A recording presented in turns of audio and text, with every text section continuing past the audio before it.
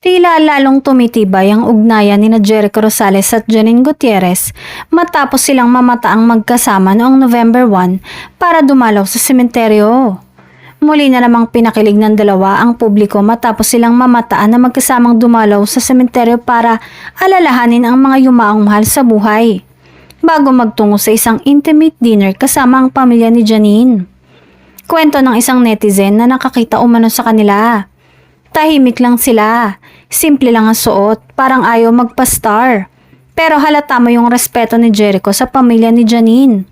Ang gentleman. Ayon sa ilang nakasaksi, simple lang ngunit puno ng lambing ang dating na magkasintahan habang nag-aalay ng dasal at kandila sa Memorial Park. Hindi man sila showy, halata raw ang mga respeto at pag-aalaga nila sa isa't isa. Ang ganda nilang tingnan. Tahimik lang pero obvious yung connection nila. Hindi kailangan ng PDA para malaman mong in love sila. Kwento ng isang fan na nakakita pa sa kanila. Kapansin-pansin din ang natural na chemistry ng dalawa. Holding hands, exchanging smiles at tila hindi maitatago ang saya sa piling ng isa't isa. Dahil dito, muling umani ng kilig reactions mula sa netizen ang magkasintahan. Sila na talaga ang couple of the year.